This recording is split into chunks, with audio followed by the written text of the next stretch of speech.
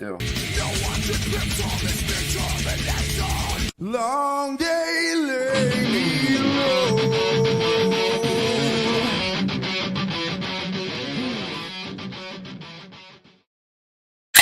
Yo, we're back. What's going on, everybody?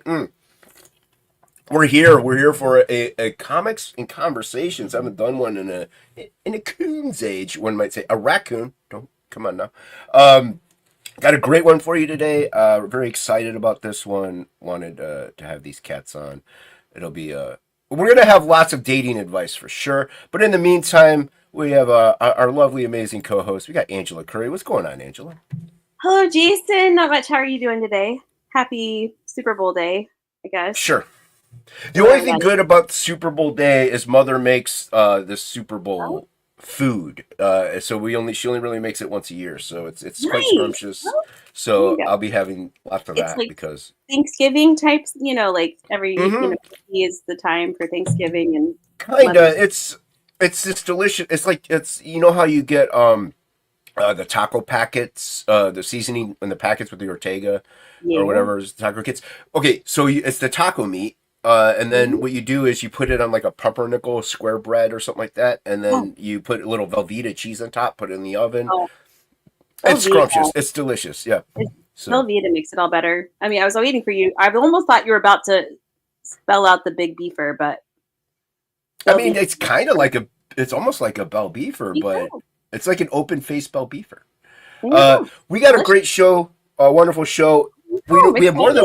We have more than one person on, which you know me, it gets a little chaotic whenever that happens. I'm overwhelmed already, but this will be fun. It'll be interesting, especially with the individuals that we have on. We're going to introduce them in the order they came in. We got the legendary, the amazing, the enigmatic Comics Journey. What's up, CJ? Well, thank you for having me on. This, I believe, is a first, right? This is a first. This is a first for both you and the ever so talented and amazing Tate. What's up, man? So that's what it takes to get to your prestigious channel. We have to just make a comic. Yeah. Okay. Yeah. Sure. That's the case. All right. We are reserved for top tier, my friend. You have to be elite. All right. There's no way to get on this show. Yeah. Unless you have a book out. Which, although, if I'm not wrong, yours is a zine, is it not? It is not a zine, and do not start that issue right now. I don't know what you're talking about. It's a zine. It's like the magazines, but a zine. It's a little. No. It is absolutely not a zine. And first of all, it is a full blown comic. What we did that caused a little controversy was our promotional item that we did at New York Comic Con. That was the zine. No, that was an ash can. That's what I said. No, it was an ash can, not a zine. There's a difference. It's like saying there's a difference between a tomato and a tomato. Absolutely. I've Tate, never do you agree with this? So I'm going to call shenanigans right now. Mm-hmm. Tate, do you agree with this nonsense? I come from the time of zines, so I take that as a good positive. Like, to me, the zine's freaking amazing. So. Well, I come from a time of ash cans, and ash cans are amazing. I come from a time of you're both wrong. I'm right, and it's a zine. Tate, just so you know, you are roboting a bit. Not sure if you're aware of it. I thought it was me. I was like freaking out. I was like, oh my gosh. It's kind of cool. I mean, it makes this stream a lot more entertaining. Shifting a little bit, huh? I was thinking the fact that his name look at that. Prime, being Tate Prime, I kind of would expect maybe some roboting. So maybe this just goes with the. We'll work through it. We'll get through the. We'll get. Tell me if it gets too bad. My internet last couple of days has been wonky. So. No. I mean, we can understand you. This is what it sounds like. It's like you are a guy. Like that's kind of what it sounds like. So it's interesting. It's nice. You're like underwater. Yeah. Before we get started, though, with these two hooligans, Angela, we have a lovely chat popping off. Let's say hello to the chat. And first in the chat and in our hearts, it's K-pop. Yep. Of course. Hail to you, K-pop. We've got this guy, American Discord, aka Shelby, aka Bud. What's up, Bud? We got Duck Bacon. Hey, Duck Bacon. Cheers to you. Bacon. We have this guy, Who's this guy? This is Jay Ryan. Cheers, Jay Ryan. V-neck man. What's up? My co-host for my other show, my sumo show. Mm-hmm. The other Jay. I don't know if you guys want to get on the sumo show with her or not. I don't know. It's a acquired taste. I What believe kind of taste? What kind of is client? leg kick. Am I right? Gary Bruce. Yeah, leg kick. What's up, man? Hey, leg kick. Puddin' Pop, as I affectionately call him. Marumi. What's up, Marumi? What's up, Maromi? Man, good to see you. Yeah, we got a good group. So everyone, Yeah, if you guys awesome. if you're watching, we're streaming on the Facebooks as well. So if you're watching now, you don't want to listen to anything anybody has to say here, check out The Shift. Link is pinned to the top of the chat and is in the description below. On Kickstarter. Hey, you guys are our first Kickstarter. Did you know that? Are we? No, they're actually our second. We've had a couple. We had another Kickstarter. Don't you ever correct me again. You're our first Kickstarter. You're Well, a very Angela, Yeah, he just gave us a nice compliment, and then you peed in our pudding. you're first in 2025. Okay, you can't take that away. I will not do that. I'm sorry, Jason. I mean, you're gonna fire me when this is all over anyway. Oh yeah, you were fired before you even got on. Yeah, Well, but I can't. no, for the people, but I mean, granted, we all share the same audience almost. I mean, I have similar people than what you two have, and vice versa. Although you guys have a lot more shenanigans that happen in your live streams, which I think are fantastic. But before we do all that, how did you get started? We'll start with Comics Journey. Your name is Comics Journey. Why is it such? What is your journey? Who are you? Tell us all about you. Who's this? I got a boop. Well, let me get into it first. Hold on, shut up. Oh, what? Right, now you can start. Now you can Woo! Let's go. Hey, boys. What's going on? I feel like you just put me in my place. I did. Here, I'll put you in another. Here you go. Hold on. Will this make you feel better if I move you around? Will that make you feel better now? Next to you? Yeah, you like that? It's a little more cozy. Yeah, kind of. At least I don't do what K-pop does and just put you on a spot, make you a giant screen, and embarrass you. You know something that Yes. you and I both share? K-pop An affinity- is below that, by the way. Speaking of K-pop, and then we have a TM nerdy in the house now. So cheers. Unless that's What's up, TM? Good to see you. We share an affinity for comics. Yeah, I guess that you could say that. But we also share a disdain for hellos. Yes and no. I do when it's the bowler and the beard. yes. All the other shows, it's more than one. So it's hypocritical. No. It's No. geared. It's specific. It's geared towards the show. It's not hypocritical. I keep It's my part of the anti-hello bit. policy all the way through. I would call it schizophrenic. Okay. It's their shtick. You're So bipolar hello. yeah, it's my bipolar hello. If it's a bowler in the beard, you get one, and then I ignore the chat the rest of the time. Hockey is not good at it though. He'll talk to them, and I don't know why he does that. That just encourages them to say things at that point. So if I had my way, yeah, that's the way it would be. Just let's go live and ignore everybody because that's what professional YouTubers do. I've seen it. I see. I understand. I'm starting to understand your brain. Yeah, that's what professional YouTubers do. They ignore the chat and they just talk to the people that are on the panel here. That's it. They don't do anything Right. else. That's how it's done. That's how it's done. What I mean, you go live for other people to bask in your glory, not for their recognition. True. That's right. Yeah. Thank you for understanding that. You're welcome. I appreciate it. And I did learn a little bit from you in that regard. I noticed that the one hello does work whenever you want to just be a pro YouTuber. Yeah. The rest of the time, I'm an amateur and I draw and I talk to everybody. So, Yeah. Yeah. Well, you So- also have a talking lady though that talks to him, so he can multitask. I need a talking lady. Yeah, speech chat. You can get a British broad that just talks in your ear. It just says what the chat is saying. Yeah. Wait, hold on. Angela's like a robot lady too? Like she's not normal? I am not a robot lady, and don't ask me to do a British accent. So It's that's awesome. terrible. It's terrible. I've heard her British sad. accent. It's not It's like good. my ancestors weep when I speak in a British accent. Well, I want a real woman too. I don't want a robot woman. Like, You have a real woman. She's got like 2 ginormous rectangular caterpillars on her head. You are madly in love with them. we do not speak of her here. What? Oh, we don't speak of her here, but we can on your channel. No, we don't speak. You of just her. said here. We don't speak of her here. That's this zone. You have eyebrow lady. Gee, see what she did. You have an eyebrow lady. So is that the caterpillars on her head? Is the eyebrows? Is that what I'm getting? Mhm. Mm. Okay, listen. I do not listen. like eyebrows, by the way, but if that's your thing, then I like eyebrows, but here's the thing: if they're square like a Pokemon, I have a little bit of an issue with that. Does she sleep? What do you mean? Like with her eyebrows fluttering, or like? I meant, does she go into a comatose state for maybe 5 to 8 hours at night and shut down and not be conscious? No. Here's the thing: no. she makes me want to hold her in the sleep, and then I can't sleep. Oof. And then when I go to sleep, I turn, and then she wakes up and pulls me over and makes me. So no matter what, you're constantly in her embrace. So that ruins my plan of trimming the eyebrows in her sleep. I tried. I tried plucking them, and she got angry.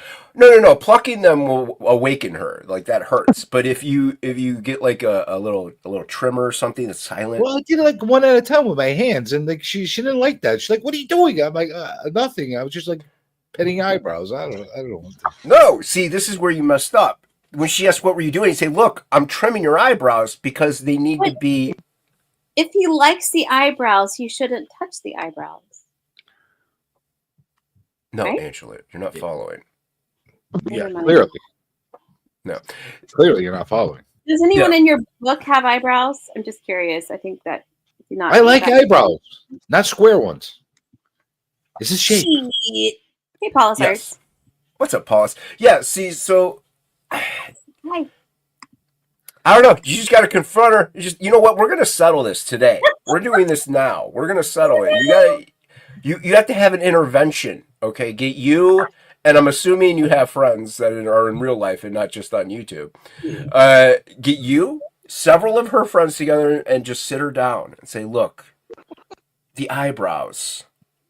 It's like a Seinfeld episode. It's like, look, most people have, I don't even know how symmetrical eyebrows. Rectangles are not appealing in an eyebrow format.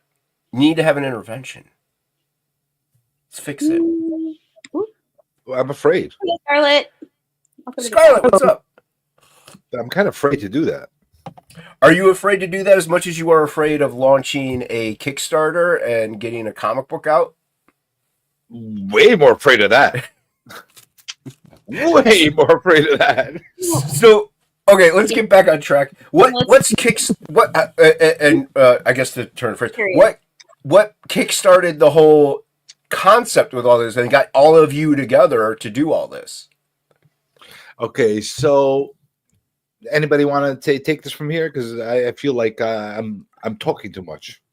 No, that's your role in this little adventure we're on. So. I'm fucking my life.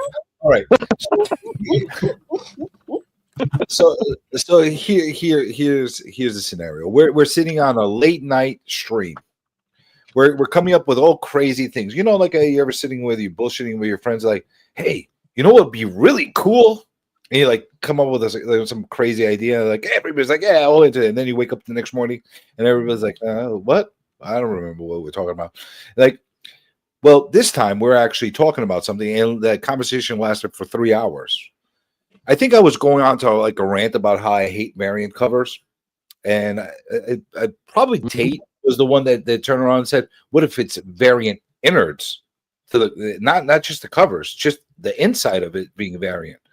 I'm like, well, that's interesting. How can we make that work? And we just basically brainstormed for like 3-4 hours. And to make a long story short, the next morning, we woke up and we're like, dude, we're going to do this. I think we're on to something. And then we never looked back. We just literally ran off that idea, that brainstorming session, and just made it like something real. I think, once in a blue moon, you come across an idea and it sticks and it really, really makes sense. And that's what I feel like this project is. It really makes sense to us. So how long has everyone been hanging out? Like, have you all known each other? Kind of A few years. At least 2-3 years, right? Oh yeah, At least. Yeah, Like during the pandemic, everything when everyone was going online, was that kind of when you guys started? probably a little after that, but when we all kind of came together. But with for me, it's kind of a range between like, Ben is the people person I met the most recent, but CJ is the longest. But yeah, it's I mean, Matt, I ran into through the Whatnot circles, through the art circles on Whatnot. He was doing artwork live on stream, and he is something that a lot of people don't realize what he does. Like he's known for his beeswax, which is an ongoing series, it's a great series. But he would go on to Whatnot and create these like little beautiful like chibi style acrylic drawings on Funko Pops. And people were like freaking going wild over them. I'm like, what the fuck is this Funko Pop guy? I'm like, I found a Funko Pop guy. Like Funko Pop guy. Is that Funko you should Pop just guy. yeah, you should change your handle. There you go. That was what it was. I think for a while, every time I hopped in a stream, that was all I got was the Funko Pop guy. he introduced me. He literally introduced me to a world like that. It blew my mind. I'm like, people want you to draw the freaking Funko Pops. Apparently, that's a huge freaking thing. Well, I know many of my viewers love Funko Pops. Like that's their go-to collection. Oh, They- okay. I'm He's just so kidding. good at They that. don't. They That don't. would have been perfect. Yeah. No, they despise. Most of my people I know despise Funko Pops. I have quite a few. They're just the ones I like. But yeah. No, so Matt. Well, I just wanted to say that Matt, what Matt does to him actually makes them really cool. well, I know they have like the blank ones and stuff like that because I have a Star Wars helmet one and that's blank that you could like do whatever you want on it. So I know they have the blank ones that you could do stuff to. So is that This what is you like- use? No, so this is like on the. Actually, hold on. I have one that's not painted on. I can show Oh, get an exclusive non-painted one. Yeah. So this is just the regular Funko, right? It's in a protective sheath, Oh, and then I paint this side. So this will all be out of the protector. I'll paint this whole side and then put it in a protector to protect the artwork. And then when you display it, if you display it like at an angle, if you choose to, or at a side view, then you'll have this nice custom artwork to show and the Funko Pop face. Oh, I got you. Oh, that's cool. All right. So you don't paint on the Funko Pop. No, you no. paint on. Nice. Okay, well that's cool. Yeah, I like that. That's pretty nice. Yeah. So you saw him on the Whatnots, having fun playing with his Funkos, and you're like, "Look, I hate AI artwork. This is Funko. This isn't AI." Yeah, this is like real art. I'm like, Yeah. oh right. Now I got a Funko guy that I'm friends with. I didn't have any of those before, so I had to get a Funko friend. Most of them. Gotta collect them all. wow. I need a Funko Pop now. Man. Well, yeah, everybody needs a Funko friend. So I got mine. You get your own. Yeah, Angela's got to find a new one. Yeah. So Brandon, we all discovered when he was doing his, I guess, YouTube tour with the Gallows Man initially. Mhm. He introduced himself to a lot of people's channels. We became good friends. Like we had a good time with him, a lot of streams and stuff like that. And it was just a natural progression for him to be the writer with us. He was part of that quartet that was making that brainstorming thing on that live late at night. And Ben Fraser, who's our final person that was part of this book, was a friend of Matt's that was introduced to us. And he perfectly meshed well with us. So it was a good interaction. So our knowing each other is really over the years. One person brought the other in, kind of thing. Yeah. You accumulated artist friends and writer friends, and like, hey, let's do it to a thing. Well, because you all. It was kind of like how we were introduced to each other. Like Right. we were introduced through K-pop, right? Yeah. You know, if it wasn't for her, we wouldn't be interacting in any way. Like I go into I the curse chat, her every day since. Yeah. Yeah. You love me. Let's not get into that. Those I don't have feelings, my friend. No, I he shun them. I hide them. I have no heart. I've gone over that many of times. You love me. I'm gonna kick you in a minute. Something I do like to ask people who come on, because it is such an odd thing to. It's a very niche thing, and I know your name is Comics Journey, obviously. But since you've been yapping the whole time, we want to hear other people, and so people are sick of seeing your hands move. So Matt, how did you get into comics? What started you off on this journey? Because it's not like the most common thing to, be a part of. On creating them, or just comics in general? Comics in general. What got you into general. them? Yeah, like do you remember your first book that you ever picked up, or anything like that, or what? Like what I started it? think my first book, I'm not 100% sure. I may be off a little bit, but I'm pretty sure my first book was an Archie's Digest. Oh, the wow. old little Archie books you could grab in grocery store checkout lines. I love Uh-huh. those. Still love them to this day. Interesting. That's Yes, the that first. really got me like my big start. And then I had two cousins, Aaron and Daniel, who lived in Kansas, and they were big. Daniel was big in comics, and Aaron's his younger sister. And so through them, I kind of got like a big gateway into like mainstream comics, like Original Image when Image was first coming like out, X-Men Gold Team when Jim Lee was working on it, so right when the boom was happening, I was getting like pumped with all the best stuff right there. So it just kind of took hold, and I kept it all these years. Nice. Would you say those are some of your inspirations, or like the Image guys, like as far as art goes, like the Image guys, or like you just, look at people like Neil Adams and Byrne and like Golden and all that stuff too? I would say probably the Image guys for sure. My art style is more like newspaper comic strippy than Nice. than Okay. like professional art, So That is my professional art. Yeah. my art went one way, and then my influences in art went the opposite way.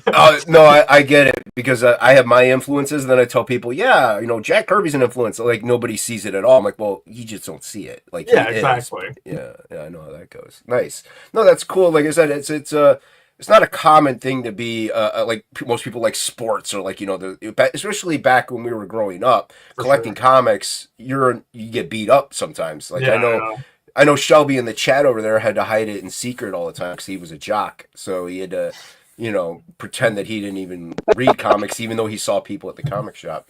So Tate, how did you start off? What got you into all of it? But actually, like Matt, one of my very first things was my dad bought me an Archie Digest at the checkout line when I was, 4 or 5 years old, and I don't even think I could read, but I dug it because of the pictures. And then I had got really crazy wild hair, so I had a long-term barber, and he used to just keep Silver and Bronze Age comics like sitting on his table. So I picked them up, started reading them, and then found the X-Men, fell in love with Wolverine, and it went through the 90s. The bottom fell out, kind of left, and came back to it during COVID, like a lot of people, and it's been really, overall, a super positive experience. So Yeah, I apologize about that. Yeah. Yeah, no, I think that's interesting. I got two people on the same stream whose Archie's Digest was their first book, because that's the first I've ever heard anybody say that. So good one. that's funny. I mean, most people it is like, I saw an X-Men book on the on the rack at the grocery store, or The on awesome Silver one said Surfer. that. Awesome one Yeah, said yeah. that was his first book. So yeah. Yeah, so I mean, I know a lot of people tend to be that. Archie is I just find that odd in a way, because those are like, I don't know, slice of life comics that not too many little children are gonna be like, oh, this is great. So it's just, I find that. And CJ, I mean, your name is Comics Journey. So like, what started you off on your journey? What was there? Well- You don't remember? Well, let's get this right. Oh, It's jeez. comic. Why is everything a chore with you? It's comic journey. Your Comics Journey now. No, my that's friend. the comics journey. Too It's late. comic Done. journey. Done. It's singular, not plural. You only bought one comic? You only have bought one comic your entire journey? I'm not a they guy. I'm a guy. I'm a one guy. Do you own more than one comic? I do. Your name should be Comics Journey. No. No? It's comic one. Okay, One. what one comic did you first buy that you only have owned since? Okay, so the first comic I willfully bought. You want me to tell you which one got forced down my throat by my mom, like to shut me Yes. up? Yeah. All right. I got Elf Quest. That was the first one that my mom. Ooh, nice. I didn't really like it at the time. I didn't appreciate it as much as I did later on when I got older. But that was an interesting jump. But the first willful comic that I bought was a Hulk comic, somewhere in the 200s. I remember it was a 60-cent cover. Like that's when I started. That was my heyday of collecting the 60-cent covers. And Hulk was my favorite character. I was a Lou Ferrigno Hulk guy. Used to watch that every freaking, I think it was Friday nights on CBS, right? Was it Friday? I don't even remember the night, but on, but I know it was on. It was Yeah. best. My mom used to tell me that I used to jump on the table. I don't, she's a liar. But she used to say I used to jump on the table and I used to like rip my shirt and like act like I was the Hulk and cause all chaos. I don't believe she's probably I guilty. believe every word of this. She's probably giving me great guilt. We don't even know if he has legs, though. All we know is he has arms. He may not have hopped on the Yeah, how can I possibly do that kind of chaos? You know? stand on your hands. Oh my gosh. But that's that. I got introduced to that. I was a Marvel kid for the most part. I did like Batman, Lobo. Not really a Superman guy. I appreciated Superman, but like I was more of a Marvel kid, like a Fantastic Four, Hulk, that kind of stuff. I like monsters. I tend to find with Superman, at least most people that I'm friends with and talk to and stuff, they love the movies, the Christopher Reeves movies and stuff, but they hate the character in the comics. Like they just don't like. I don't like Superman. I'm not a Superman fan at all. Well, the problem with Superman, he has very limited flaws. And the limited flaws that he have are so outrageous. Like I have to go and find kryptonite in order to kick his ass. Or magic. Magic. All right, so I have to be freaking Houdini, or I have to freaking get a magic rock to beat him up with. Like it's not that easy, you know. Like it's more relatable to have a character that could, you know, they could lose. Like he can't lose. Well, and that's what drew like a lot of us, I think, at least my friends' family and stuff, to Marvel was like their characters actually had character. Like it wasn't just, hey, we're super heroic, you know, and that's it. They're infallible almost. Like, you know, yet the action, like Thor was my first book, and like that whole thing is about him being worthy, like doing good deeds and stuff. And he gets flawed, and he gets, he loses the right to do things, like wield the hammer. Like very huge character arc just in that character. It's not just this one simple, like I'm Superman, I'm the greatest guy ever, and then that's it. So. And I know they've retconned a lot of stuff and they've changed things, but I never could get into the. Was everybody else? The Hulk was what related to me because of the rage. You know, the Yeah. whole like you won't like me when I'm angry. I got picked on I was a little fatso when I was a kid, and I used to get like picked on all the time. But then I would get really mad and I'd kick everybody's ass, and I'm like, I'm the Hulk. I'm gonna kick your ass, and then I get into detention and. I had to become Bruce Banner again. But I love that the whole concept of the Dr. Jekyll and Mr. Hyde kind of concept. Like a werewolf type concept. Like, he only gets mad, he turns into a total different monster. So yeah, it's an emotionally based power. I like that. No, it's a clever way to go about it for sure. I mean, Kirby for me was the guy who did a lot of that stuff. Created a lot of it. I know Stan gets all the credit for majority of it just because of the PR, but and that even goes back to even Batman. Bob Kane and Bill Finger. So it's and so like stuff like what you guys' project is. How important do you find it to have everybody have like equal, quote unquote, like limelight, or do you have like a head figure that you like CJ? Are you kind of the spokesman for the shift? Like, are you and further projects that might come about, or do you try to get more people involved? Like, hey, you guys go on this stream, you go on that stream.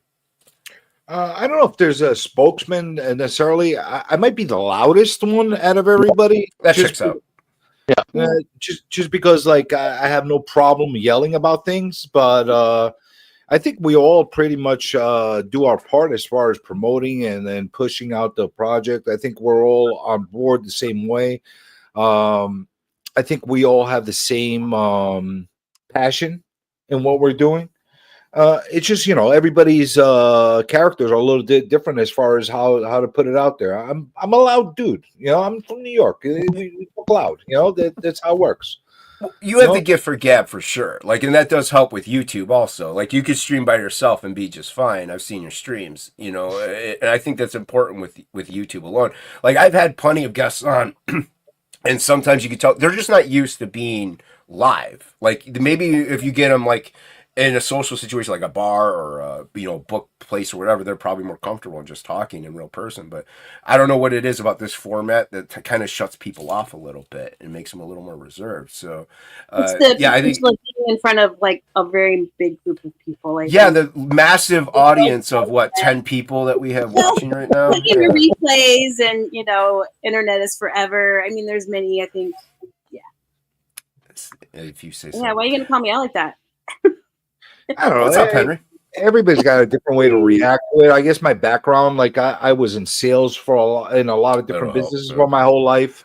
I still sell real estate and that kind of thing. If I was shy about talking to people, I'd be freaking destitute right now.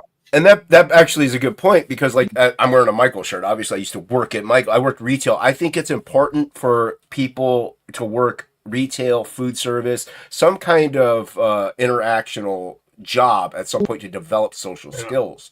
Yeah. So, like, Matt, do you have any of that kind of stuff in your that acclimated you to this kind of a scene? Yeah, I worked sales for a long time, and I'm still in a customer servicey job, I guess, kind of. Yeah. He put holes in people if they don't listen to them. I stab people for a living, so Nice. kind of a customer service job. Wow, I want that job. Let me tell you. It's pretty good. Modest about it. Tell you puncture them if they don't listen to you the right way. Strategically puncture Wait, them. did you just say you stab people? Yeah, What do you do? I'm Wait, a are body you- piercer. I was gonna say he probably works in Like, like either something with you're needles. like what is it, a lobotomist or whatever that takes blood, or He just your nose. Angela, he just said he's a body piercer. I- It's just another level of lobotomist. Don't that That's my career trajectory. Body piercing, and I'm honestly looking at your nose. I'm not surprised. So Nice. I used to have a lot more. I don't wear most of my facial jewelry anymore. Yeah, I've always been I've been more into tattoos than I've never been into piercings for myself. Okay. Yeah, but I've tattoos. Yeah, it's been a while since I've had my last one, just because they're so expensive. Yeah, And especially the ones that I get large tattoos. So I don't get like the smallest one I have is the one on my neck, and but that's it. Aside from that, they've all been anywhere from $300 on up because I'm like, well, the one on my hand too. But yeah, I don't know. I want nice pieces of art that cover my whole canvas. So Oh yeah, no, I feel I'm all the way covered. Yeah. Like I have very few blank spots anymore. My whole back, like from shoulders to butt cheeks. nice. My Yeah. face is all done. Like under my beard, I'm fully tattooed. Well, working as a piercer, I'm sure you get slight Yeah, discounts. So, yeah. So that'll help out. A little bit easier. Well, dude, I can't count how many people tell me, Jason, you should get into tattooing. I'm like, you are aware I have no depth perception. Like, I'm blind. I don't think you want me drilling at your flesh. Like, it's just not gonna cut it. do people still get Prince Alberts? Yep. Is Yeah, the all the Prince time. Albert? It's really popular in like the older gay community as well. That's Really? usually I what. wouldn't Oh, ink spots, you hear that? Okay, I meant lobotomist. Excuse me, Jay. I said lobotomist. You're right. That was stupid, but funny. That's gonna pay well, lobotomy. Yeah, I would think lobotomy so. should pay well. Well, I think the last lobotomy was in the 60s or 70s. So after 70s, that, yeah. I think so, yeah. Because I know after the one Kennedy, she got the lobotomized. And after that, they were like, Mm-hmm. yeah. I So think I would have be you had a cool about it. lobotomy at all? No, I'm just kidding. I think I could do that to people. You think you Hey, can yeah, I lobotomize do. people? I think I could do that. You think you have the control to do that? Do you know how it even starts? How does it start, CJ? I don't know. Show me. I'll do it. Yeah, I'm a good learner. Show me one. A nail right just on the inside of the eyeball. Just a Oh, little Yeah. nail right there, and just tap it in until you hit flesh or hit some brain matter. And Mm-hmm. Yeah, you tap it. Yeah, like you said, the inside your eye. You tap it. You hit the frontal lobe of your brain, and yeah. Well, the beauty of it is if you screw up, they're not going to be able to tell you anyway. You're No? horrible, horrible. That's true. Maybe they could very well live through it, and We don't know. yeah, I don't know. I don't know anybody that's had a lobotomy. So It's a good job. They got probably a lot of money, a lot of benefits. I'm going to look into it. Do you want to become a lobotomist just for the medical benefits? That's right. What I have great medical benefits. I work in shipping. You don't need to become a lobotomist to get medical benefits, sir. Yeah, but I'll be in the business. I think you just want to put a spike through people's heads. Yeah. Well, it'll be good, like research for my comics. Oh my gosh. So, speaking of research for your comics, how much do you love AI? Ask me. Yeah, that is for you. The real turn there, but Fuck me. yeah, you don't need a frontal lobe anyway. Yeah. Yeah. I have a very high disdain for AI. I wouldn't know. Okay. Well, Matt, I'm assuming, and Tate, you guys are both kind of anti-AI as well. Yes. I think there's a place for AI maybe in like medical research or something, but not in artwork. Yeah. No. I can barely watch songs on YouTube now. I have to make sure it comes from their site because half the songs on YouTube are AI bullshit now. So True. Here's the thing: AI has to have its place, and it has to be regulated in a way where it's giving ownership and rights to the people that the AI is stealing from. Okay, it doesn't necessarily mean you're going to get royalties of stuff that it borrowed from or steal, but it should damn give you credit. In other words, if it's taking a little bit of piece of Frog G, taking a little bit of our Kickstarter, taking about a little bit of piece of everybody's stuff and creating a different art piece, yeah, it's a different art piece. It's created something different because of its robot head. Okay, it needs to tell us where it got those. It needs to source it. Where it got sourced from. Yeah, that's my biggest problem. My whole thing. I mean, like I'm with Tate. It has its place for sure. Like obviously medical field and stuff like that. Wonderful, fantastic. You know, all that other stuff. When it comes to artwork, though, is where I'm a little. I view it as it's Photoshop. It's a tool. Like as long as you're using it properly, fine. Like as a reference point or something. The moment somebody like if Angela were to put up a piece and be like, look what I did, and she just used an AI generator, it's like, well, no, you didn't do jack. Yeah. Somebody like you're now claiming something else. Like once you put it out there saying I did this.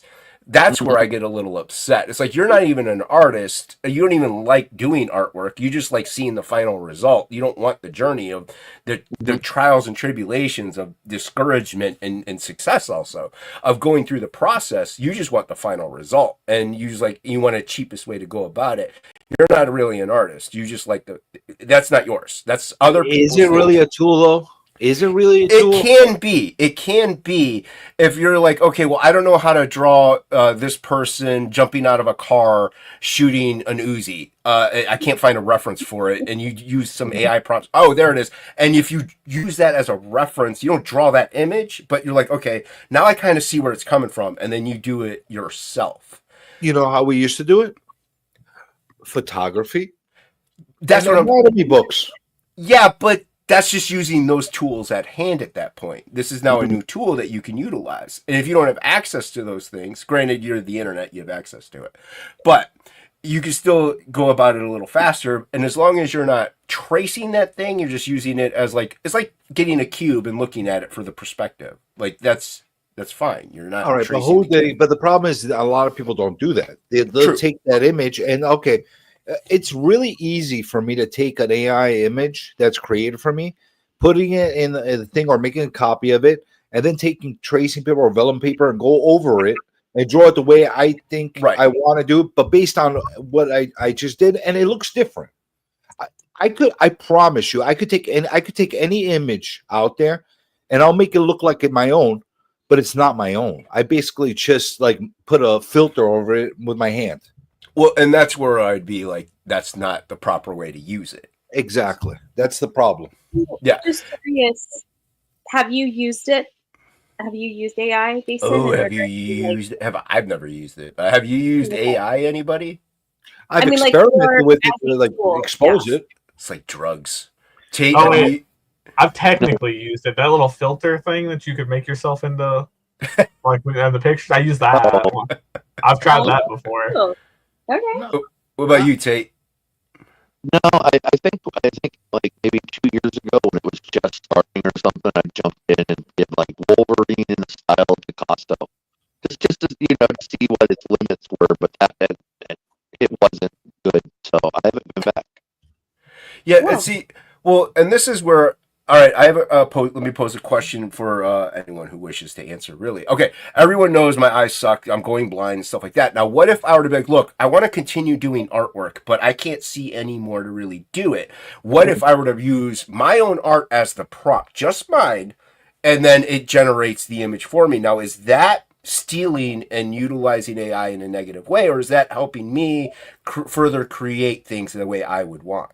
Well, that's not exactly AI. What you're talking about that is more of a machine learning type of module. But I would be using the AI software to use it. Yes and no, and I'll tell you why. Because there's plenty of artists that work traditionally, okay, and they have templates of their own artwork that they use over and over again. In other words, a guy jumping out of a window, they have a template of that they use to quicken the work for themselves, but it's their own work that they do that. Especially some of the people that do it digitally, they'll have certain type of panels and certain type of module, like things that they've drawn out themselves once, and basically, depending on the necessity of a book that they put in there, I'll see it. I noticed it that in certain panels it looks like the same exact panel, but the Static, various yeah. different characters, that kind of stuff, which there's nothing wrong with that. Like if you're using your own work, it's your work, Well,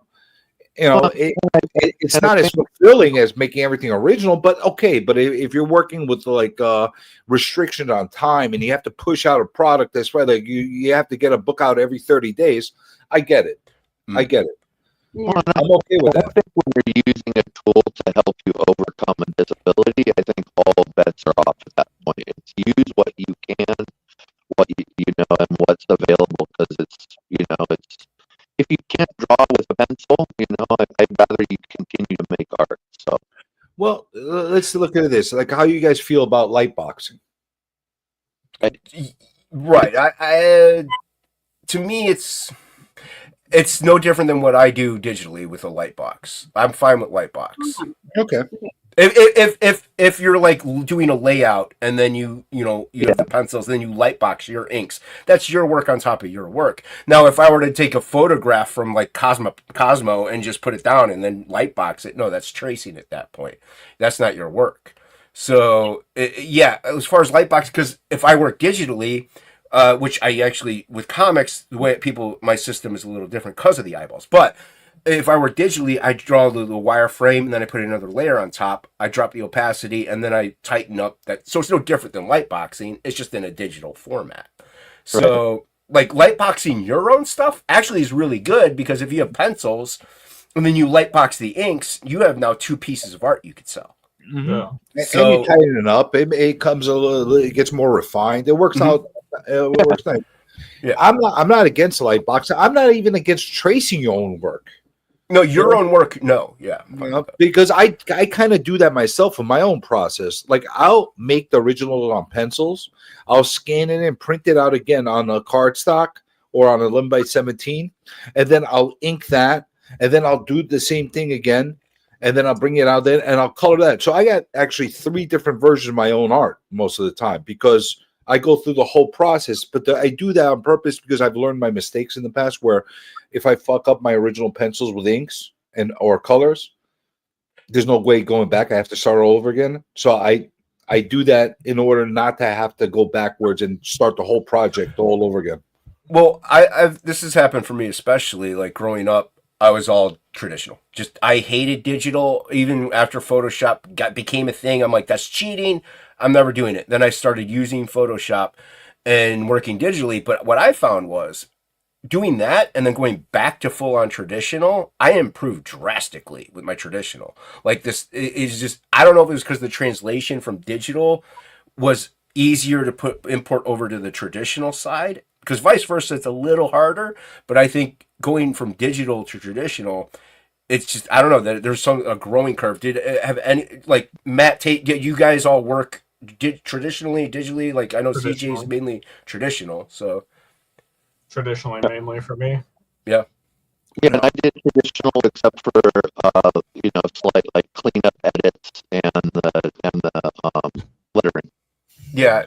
Well, for me, especially like coloring nowadays, especially like digital is the easiest way to go about it. Like Inkspots, he likes to paint the pages and stuff, but it takes time. But on top of that, it's easier to clean up digitally. Like you have to be very absolutely. precise. Yeah. So I think the combination of the two in comics, that is, it's kind of almost needed at this point. It's not required. Like you could get away with a full-on traditional comic, no problem, like colored and everything. But and with the shift, like we're gonna get into the campaign, but with the way you guys worked, because you're all artists and you're all writers, so the tackling of the duties, how did you divvy that up? Because and like, look, we're gonna have these people write, these people draw. This is the way it's gonna be. Like, what dictated that? Oh, it actually worked out really simple as far as the process is concerned. Brandon wrote out the entire script. He wrote out a 6-page script. Okay. And each of us took that 6-page script and drew it out exactly the way we wanted, with no real restrictions on how we were supposed to do it. There were a few parameters that were put in place. One of the parameters was panel counts, which half of us ignored. Yeah, It was just hilarious because he was going out of his mind when we were doing that. The other one that we all actually held to were we had to keep the actual text and the actual wording that he put. The dialogue had to stay in the book, so we made sure that each of us did do that. And then the other parameter was there was a certain character there he gave us a tone and feel of that one character, and that was it. Yeah. No necessarily guidance towards female, male, animal, creature, nothing like that. Just tone. He said, this the feel we need to have with this character. Everything else, go wild. Because he needed to develop that character in a way to be able to write future books. So we wanted to make sure that at least that gave a little bit of a option to be able to continue with the story going forward, regardless of whose style will continue in that ongoing series. So the deviation of everything was pretty simple. Like you guys, like, look, yeah, like you're the artist. We have the one writer. Was that? I know you guys sat down and hashed it all out, but was that the plan to have like just one guy write? We're not going to have anybody come in and step on your toes. Correct. Yeah. Yeah. And what we were working with was somebody that with Brandon is like a successful writer that people actually like his stuff, and he was our one writer. So a lot of it happened just naturally, and not on purpose. Like especially. Anyone could have been on that show with us when we came up with the idea, and it ended up being and the group of people was awesome. Like we've had so much fun, just like even our meetings, we still bullshit and joke, and it's a good time. That is immensely important, actually. Whenever you're working on a shared project, is everyone like I think the fun part of it. Once that part gets taken out, and once one person is like starts making it too serious and like gets a big ego or a big head and it's like, no, it needs to be this way.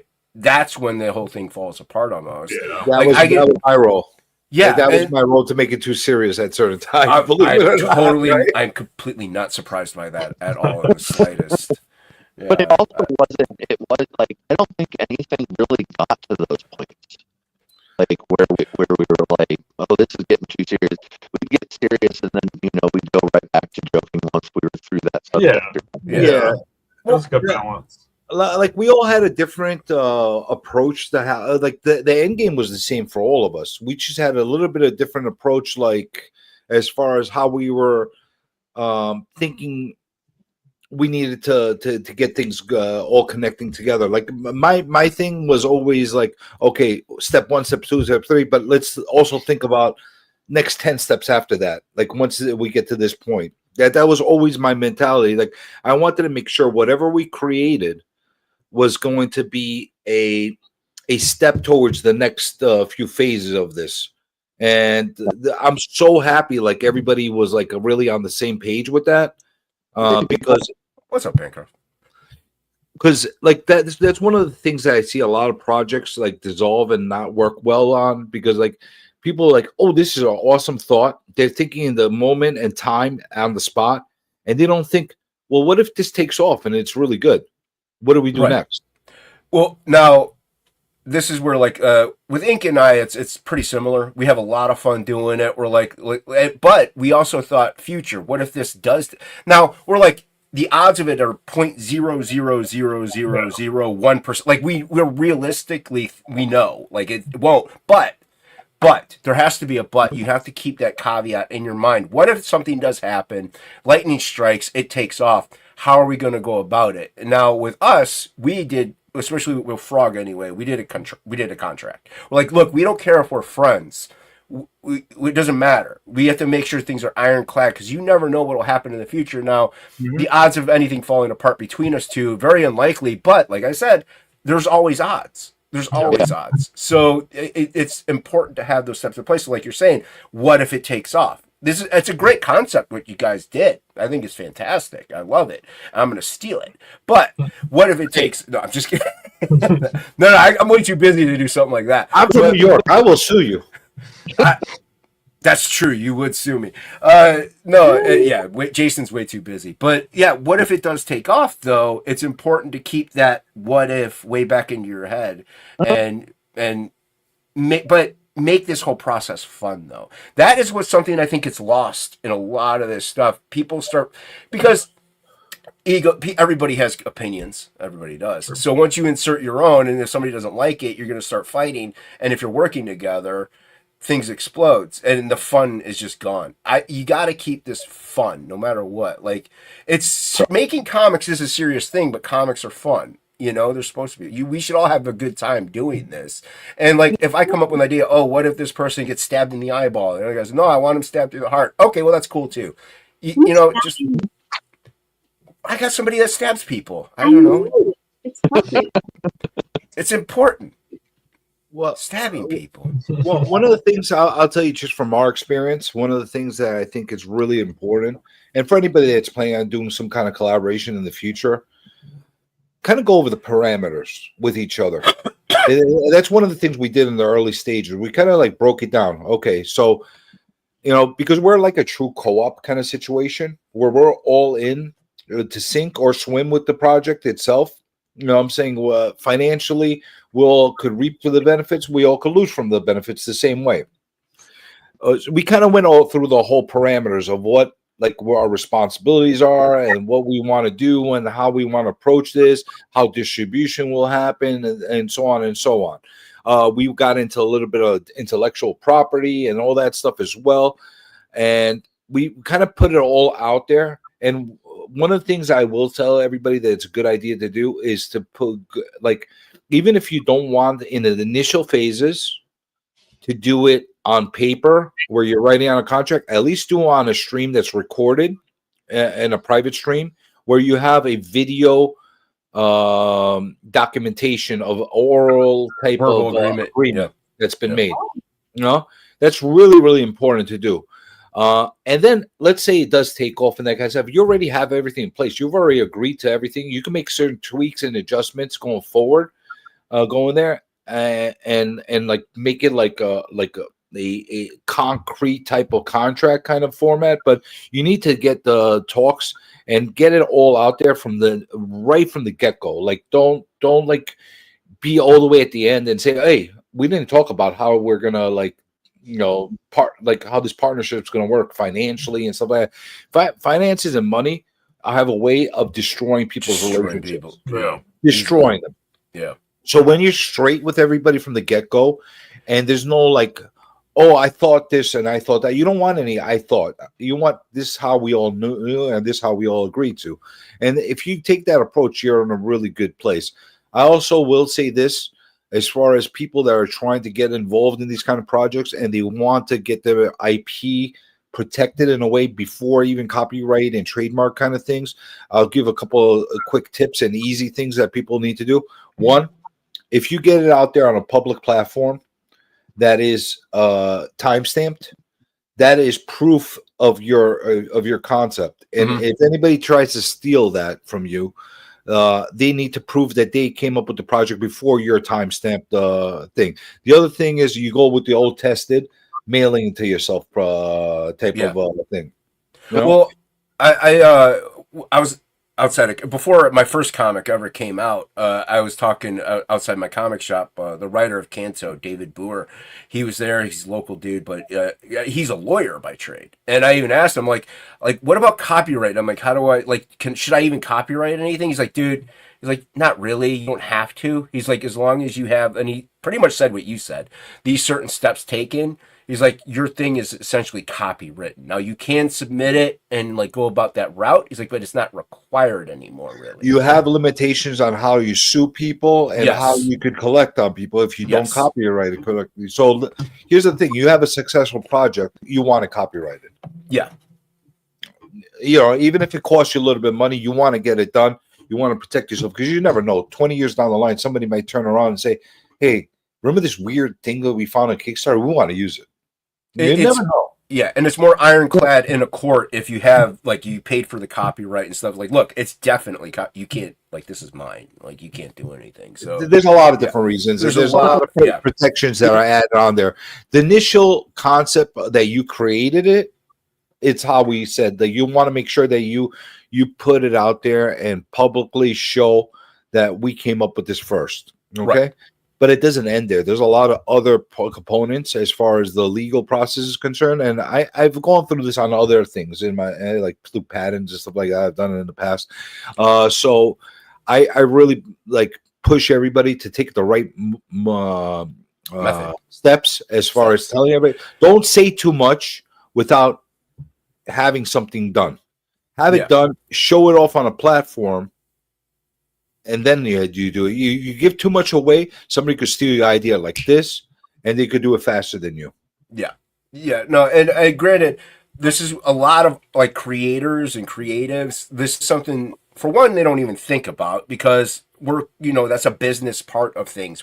A lot of us aren't good at business that are just creatives. A lot of people, they have people that even handle it because they're just like, it's just too much. It's too much to go through, too many loops. I just want to draw or write my funny little books and that be done with it. So if you can't just, you could maybe find somebody that is good with the business that you trust and have them go about those steps. But if you do, make sure you check them on what they're doing because you don't want them stealing your stuff too. So yeah, it's tricky, but once again, this is all back end stuff. Nobody really likes to talk about half the time because it's not very entertaining. It's not like this is the whole, hey, this person said this about this person, let's talk trash about him, or hey, this is a cool concept. I wish more people talked about it. I'll be quite honest with you. I would I know it's not the most juicy stuff, but I wish more creators talked about it because I'll tell you something. 99 out of 100 creators are tunnel vision. I'm creating this, and then they get, and what happens? They end up getting fucked. Yeah, somehow. Why? Because you were tunnel vision. You weren't looking at the big picture. You need to look a little bit at the big picture because this is a messed up world, and it's not like a new development. You ask the creators of Superman how they feel about what happened with them, or you talk about Fingers and Kane. There's a lot of stuff that you want to kind of put in place right from the get-go. Yeah, no, and it, like I said, a lot of people don't whenever they're like that because, like I said, it's not the juicy stuff. And people, you're right though. People like us, and there are plenty of people who are in the chat that are fans. Are like, oh, I didn't know this much has to go into. Most people see they see Frog G like, oh, Jason drew it, ink colored it. It's like you realize how much more is involved in all of that. Everything you just even talked about has to be in the back of our heads, and we got to take the steps ahead of time to get to the final product. With the shift, you had to go through all of this before you even have that. So it's a huge process, and people just think, oh, why can't they do a book a month? It's like, well, there's all these things that come ahead of time. Now, once they're established, yeah, you can start cranking stuff out. But there's a lot in the back end that is just kind of boring, but I think is interesting. Especially when you have a character like yours, it's very identifiable as a character. Yeah. And not only that, there's a lot of possibilities for high merch on your character that could be created in other different places. I could see toys of yours made. I could see plushies. I could see all kinds of different things that could be merchandised in the world through another person that tries to steal it later on. You know, you want to make sure you're protected in the best way. Yeah. And it's not something that everybody goes into the depths of talking about on the YouTube. Now, you can find plenty of YouTube video recordings about this topic, but you have to search them out. Like, I can't count how many times I'm hanging out with Shelby or watching Shelby, and he'll be just talking about, so I use this ruler for this part of it, and I went in with the blue line. Oh, did you check out this blue line pencil? You're getting little tips and tricks. This is another tip and trick of making anything creative or establishing an idea copyright, like ownership. Sharing the IP with other creatives. Like, what happens if the shift takes off and it becomes a movie, and then next thing you know, there's a toy line on that. Like, who gets divvied what? Like, what percentage goes where? Who gets rights to this guy? Who gets rights to that? Like, you really have to hone it. That's why, like, yeah, with Frog, we're lucky. It's just Ink, me, and Frog. Like, that's it. It's just the three people. You guys got a lot, so there's more to worry about in that regard. And it's very important to have a copyright, a contract, and all these things that developed ahead of time before you even get, and people you trust and like. I mean, you don't have to like the people you work with, but it helps. It helps. I think too, like a lot of the stuff you're talking about here being important too is also one of the most daunting things for a creative person. I know a lot of people that are like, I'm like, why have you never done a comic? And they're just like, I just can't do it. And it's, I think you can actually, if you have it's good to have a business-minded person in the group like we did. We were lucky with CJ. He's definitely more business-minded. But I think I don't think it's too daunting to stop anyone from doing it. It's just something you got to get over if that's what you want to do as a project. So, yeah. Number one thing to get past is just actually freaking doing it. You know, like a lot of people to do this, a lot of this, a lot of blah, blah, blah, blah, blah, blah, blah, blah. Yeah. Nothing ever happens. Do it. Just do it. And do it. And also, like, don't, a lot of people get worried, oh, what if they like it? What if they hate my art? What if they like my art? What if they like the concept? You know what? Put it out. You'll never know. And if you get people that like it and do it, whatever, I think everybody who loves doing this and is passionate about it and has, put it out there, try it. What can happen, especially now. Like, we can actually do it now. Like, you know, it was a lot harder to do this 20, 30 years ago. Number one thing is a reaction. You want a reaction. You love it, fantastic. We love that you love it. You hate it, we're not happy that you hate it, but you know what? That's a reaction. That means you're talking about it in some way. Indifference is the worst thing you could possibly have. So you want a reaction. So take the hate, take the love equally. You know, it's really, really important. I'm just going to say here in regards to what you're saying, like, not a lot of people like Jem, especially in the male sphere. This man here, Jay, loves Jem. And so, Jem in the holograms. Yeah. Jem in the holograms, it is. And he will preach it from the mountaintops. And V-necks. Yeah. Yeah. Well, she's totally outrageous. You know what else is totally outrageous?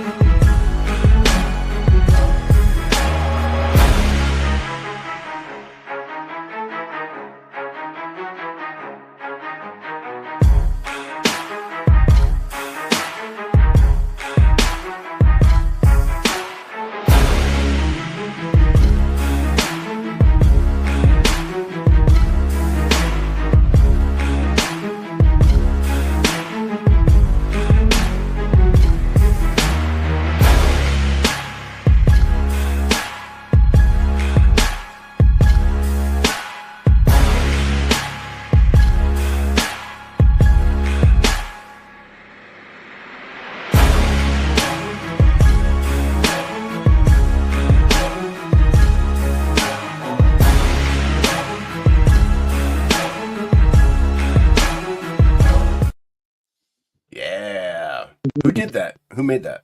Trailer. That Nice trailer. that was me. That was you. Do you have to make it 45 minutes long?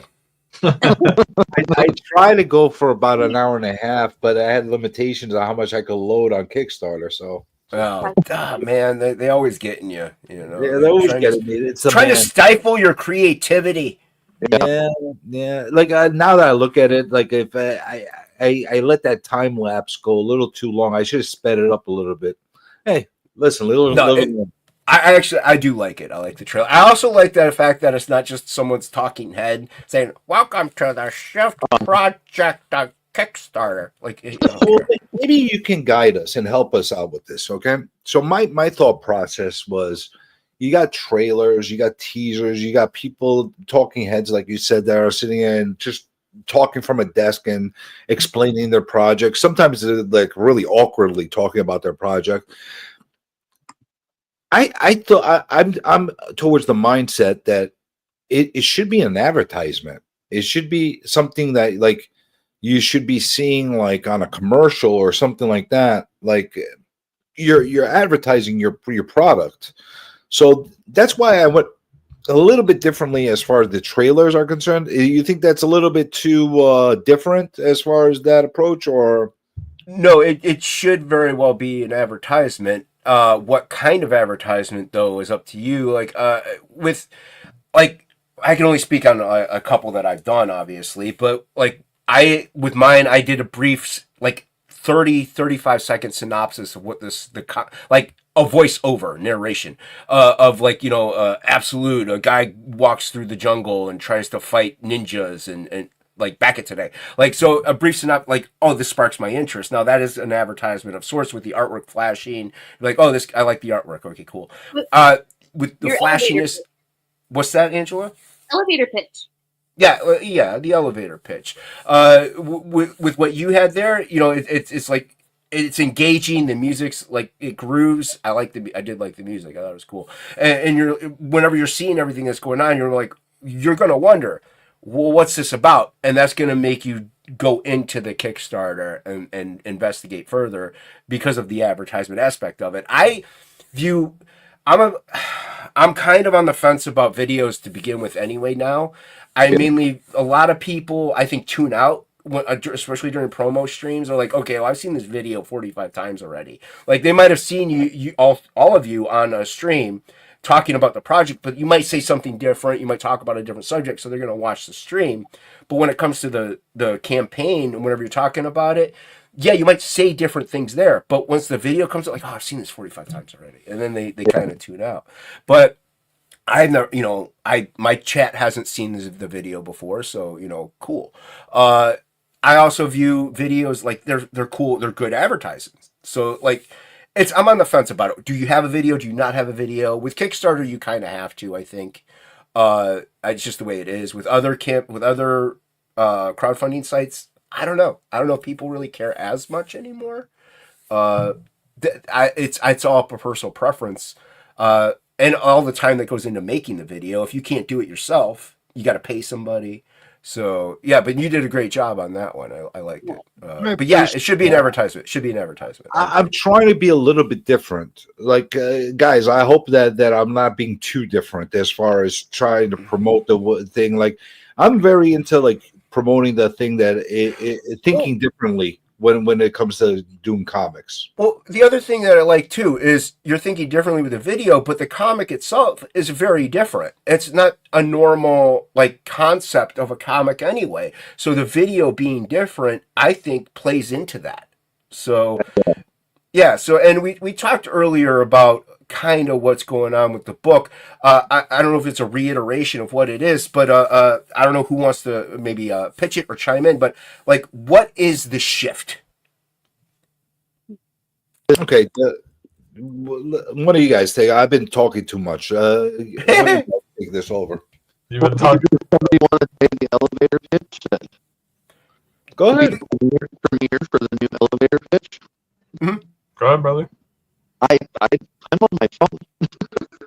I don't have Matt, take it over if you want. Oh no. Okay. I'll give the new elevator pitch. Sorry, man. No, You're all right. You're all right. So the current elevator pitch that we use is across dimensions, nameless heroes are connected in their own hellish dystopia, feared to never escape the hell that they've awakened to.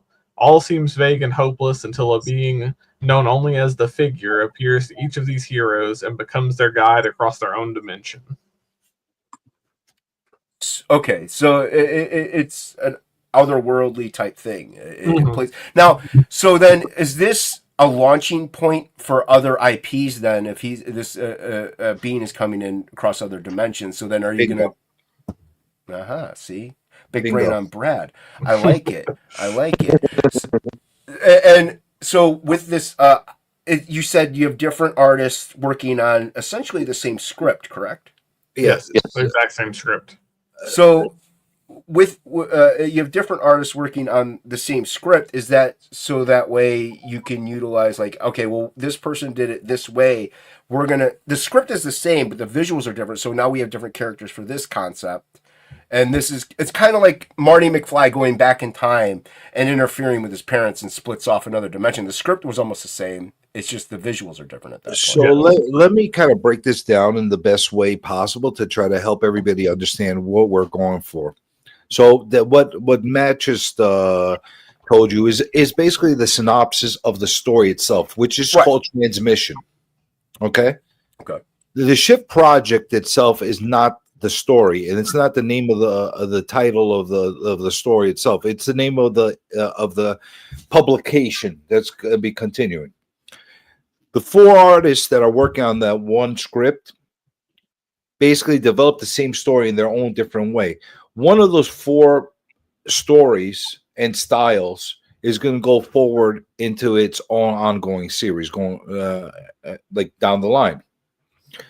Depending on what like public appeal is and what logistically makes sense for us to be able to go forward doing, we want to make sure that the artist that is going to continue with it is going to be able to finish a full arc on that, and be able to complete and tell the story the way it is properly. Now, issue 2 of the Shift project will have a completely different story as well.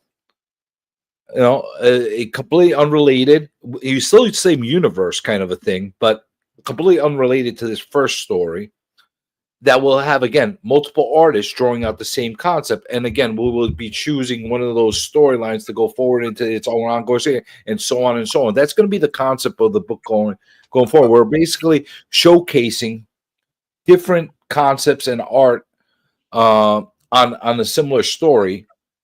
But those stories that are in the Shift, the 3 remaining ones, doesn't mean that they're going to disappear. They're still part of the multiverse. You never know when that will come out again. Do you understand? Like, Yeah. so like at one point, you might see my story just out of nowhere, like come out of the woodwork, and like we forgot all about that. Well, we didn't, because we're the creative team and we're thinking it all down the line as far as bringing it all together in the same universe. So there's a lot of different things that are happening. You could see somebody putting a story together where they're jumping around from different styles within the same universe, and you say, what the hell's going on? Like, you look at the Spider-Verse or something like that, where like you see 1960s Spider-Man talking to Miles Morales and something from another universe and different multiverses. Same kind of idea, be able to jump from one style to the other and different universes, but it's all going to connect in the right way. It's hard to be able to put it out there from this first issue so everybody could really see how it connects. It's like, think of it like almost like the baby stages of where Marvel was when they were first planting those little Easter eggs everywhere. You're like, okay, this is kind of cool story, cool concept. It stood alone on its own, but you didn't realize that 10 years later, this all brought something together. It created a whole Infinity War kind of a thing happening. So Kind of the same method. So this is kind of like a launching platform for the most popular visual storyline to launch into its own separate Correct. series. So who dictates that? Is it like a fan voting process, or is it just you guys being like, look, we really like this one? Okay, so there is going to be discussion through committee, through all of us that created it, as far as, first of all, who has the ability to be able to move forward and completing the series, because that's is extremely important. Whoever decides to go forward with it has to be able to see the arc to its end. So if it's going to be 4 issues, 6 issues, 3 issues, whatever it is, we want to make sure that commitment is strong. Aside from life, you know what I'm saying? Like there could be things that happen in life. The other thing is we're probably going to put it out in some kind of poll at one point to see what people are feeling as far as which storyline they're digging the most. And it's going to go through a lot of the emails. The one beautiful thing about Kickstarter is we now have access to everybody that purchased the book. So we could send them a survey or a poll and ask them, what did you think? Which story would you like to see continue in its own series, kind of a thing? And then beyond that, you have the poll part of it, you have the committee part of it, as far as being able to put it all together. We also want to make sure that that the art that's connected to it will be able to translate going forward into other storylines as well. So like I say this all the time, I hope my art doesn't go through to the next storyline, because it's going to be a beast to continue doing that on an ongoing series. But it is what it is. You know what I'm saying? So we'll see where it goes. But I think once we get the general feel and understanding what the public likes, or how we could move forward with it, how many covers sell as well, that's going to help as well. Like, you know what I'm saying? If we see one cover overwhelmingly sell more than any other cover, that kind of dictates to us what we have to do going forward, right? Right. You know, it kind of gives us that, which in this case, it's, you know, we're kind of confused right now because they're being evenly distributed, which is going to give us a harder time making that choice, but we'll see. But it's a fun process. I'm like really digging it. I love the fact that it's interactive. In the future, we're going to have issues that are going to have fan art that's going to be attached to it. Nice. You know, I really miss that, where you see like the bulletin board thing at the end of the book, where you see letters and you see fan art. I miss that tremendously. We also put out a creator bundle that was part of the Kickstarter that gives somebody the opportunity to write out the story and draw it the same, like with the same process we did, and hopefully incorporate them in a future like trade paperback. That'd be really cool. That'd be pretty cool, yeah. So, Tate, how many pages is each story? It's one story. Well, how many pages? Right, but everybody, there's different artists drawing the same story. As of right now, on the first story, each artist did 6 pages. 6 pages for each one. And a cover. Oh, okay. So Matt, you did 6 pages in a cover. CJ, you did 6 pages in a cover. Tate, you did 6 pages in a cover. And Yes. who else did 6 pages in a cover? Ben Fraser. Ben Fraser. Okay. Yeah, because there's a lot of people. And by the way, if you're a mod in the chat and you have access to people's YouTube, social media that you can promote, please, drop their links. Would really appreciate it. There's like 15 people attached to this project, so which is pretty. Oh, K-pop, yeah, of course. Of course, she's got it. Thank you, K-pop. Really appreciate it. Thank you, Katie. Yeah, K-pop's great. Who's Katie? I don't know.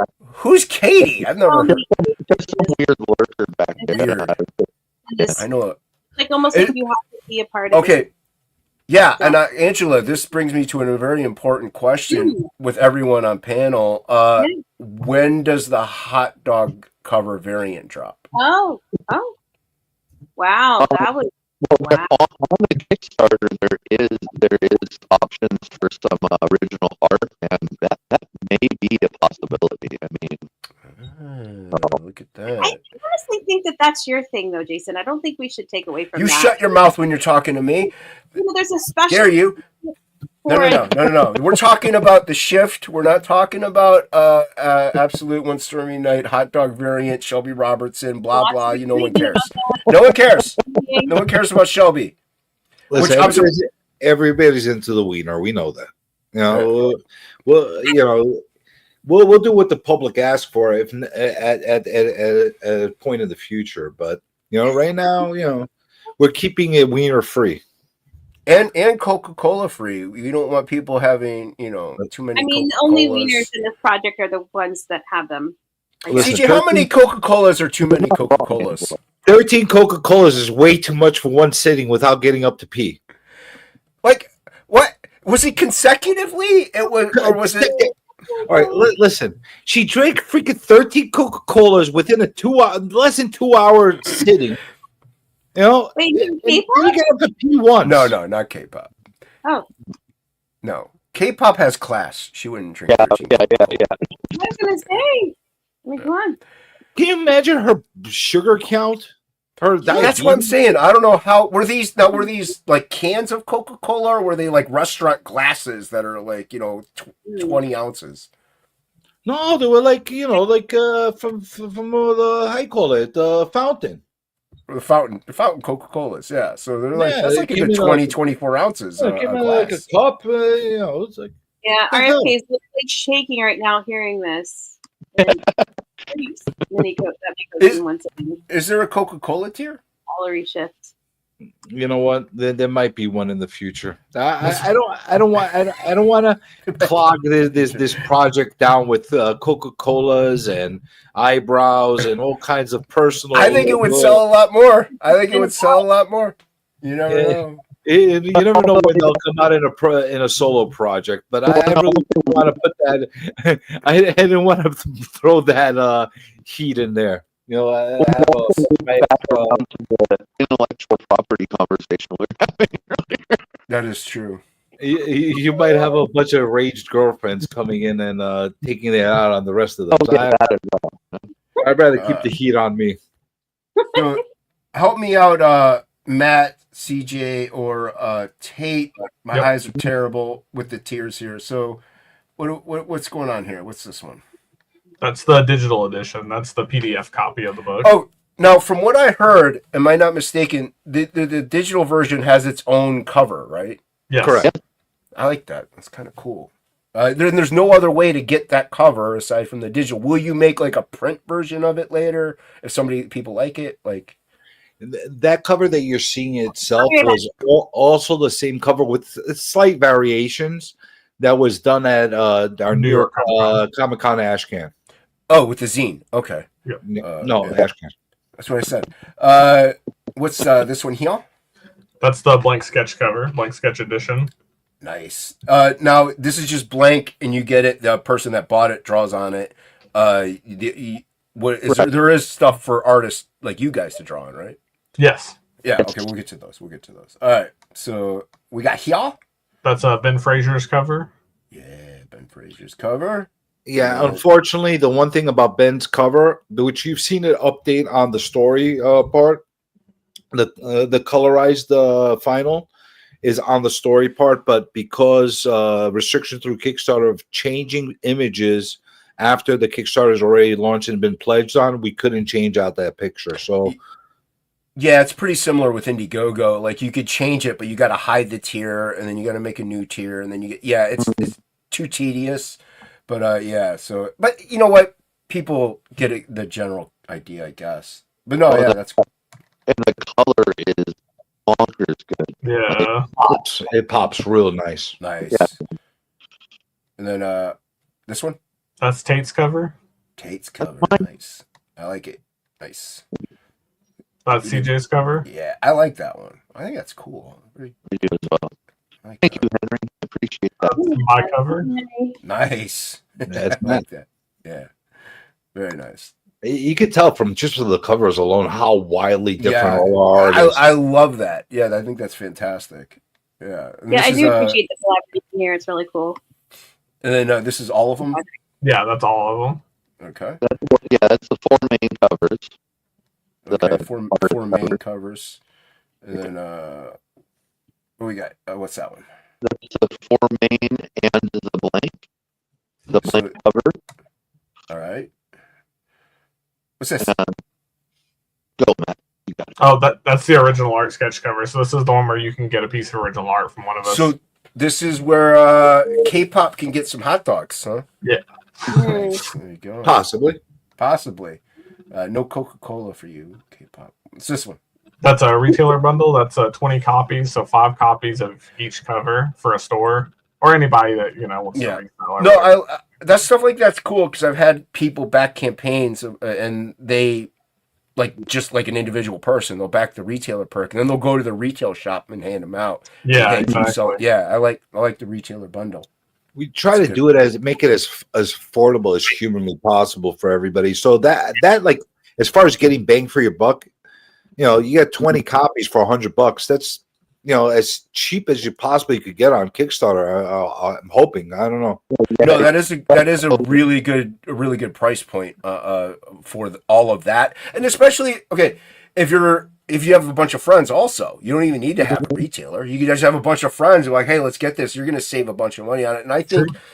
What I've seen some people do, and I don't like, they'll do a retailer bundle, but it's just the same cost as like all the books together. I think there should be a slight discount for a retailer bundle, whether it's like even like get 5 books for the price of 4. Like even if you count it down just one, save a little bit of money. You gotta have That's the right thing to do. Yeah. What's that, Tate? That's 50% off, and I think it's just over printing costs. Like but it is the most bang for the buck for sure. Yeah, it's a great deal. It's a great. And deal. we were thinking about our international backers on that as well, because somebody, you might have a couple people that are over in Australia or England or some other place, and there might be 2 or 3 of them in the same area, and they want to back it, and they don't want to back one book and end up paying $30-$40 for it because of the shipping. But this way they could actually get like a bigger bundle, cost cheaper, and they could split it up between themselves. Yeah, and I think quite a lot of international people actually do that. Like they'll get the retailer perk and they'll just split, or like they get all the covers and they'll divvy it up or something like that. I think that's what quite a few of international people do. They get the bigger bulks so they can just distribute it with their friends. They get save money. So yeah. Here's another Katie. I told you there's a lot of Katies around here. Hey, Katie. Hey, Katie. See, that's Katie. I don't know who. There's only one Katie so far. What are you talking about? That's Jay. I just knew that she was coming, so That's Jay. That's not Katie. That's not Katie. It's Jay. That's Jay. She's right. Angela, you're the one that's supposed to be my eyeballs? I only have about 15 more minutes and then I'm done. Terrible. I think CJ's the new co-host now. He at least read the chat, read the name. Well, listen, I'm not going to judge if Jay's name is Katie for real. Like, listen, she was 25. Well, it's like a boy named Sue. I mean, what's this one? So many names. That was the early bird bundle, which is currently over with, but that was for the first 24 hours, which ended up being extended because we got a late start due to some Kickstarter problems. Yeah, there's always some kind of hiccup when it comes to the game. Always It's a struggle. Yeah, I've done 4, and there's always a hiccup.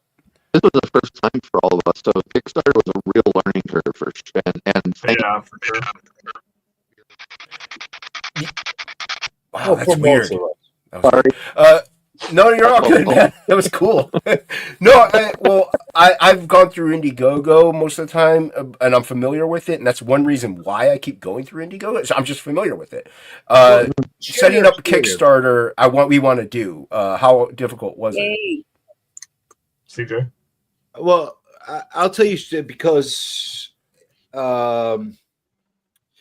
okay, so we had a game plan as far as the Kickstarter itself to load everything and stuff like that, and things got shuffled towards the end of who took on the responsibilities of putting on there. So I wasn't as prepared as far as dealing with the platform and the limitations that it has, as far as how many pictures you could put on, how many megabytes, how much length and restrictions it has as far as story and all that stuff. So I had a lot of obstacles in the beginning as far as putting that all stuff up and then loading it and then trying to launch it and then send me error message saying you can't launch it because it's missing or like adding Right. too much and that kind of stuff. So I had to play for about a day and a half of putting it all together, like reformatting a lot of stuff. That's why it looks a little bit, wonky compared to what I wanted it to look like. Which I'll learn my lessons for the future. But that there's a learning curve. You have to kind of like play with it a good amount. And what some of the parts that are part of the learning curve, you don't know unless it's time to launch, because it will show you differently when you're putting it all together in pre-launch. And then when you finally launch, it hits you with a million error messages. Right. Yeah. So that was a part of the problem. There's 50 megabyte restrictions on some of the pictures and stuff like that, which was something I have to keep in mind in the future as far as high resolution and stuff like that is a concern as well. But other than that, I'll be honest with you, knowing those limitations, I like it. I think it's a good platform. My learning is my problem, not Kickstarter's problem. Right. I had to learn that. But overall, I'm so far happy. Now, ask me again at the end of the campaign if I'm happy. I might have a different answer. I don't know. We'll visit that when the time comes. But so far, so good. I'm very pleased with it.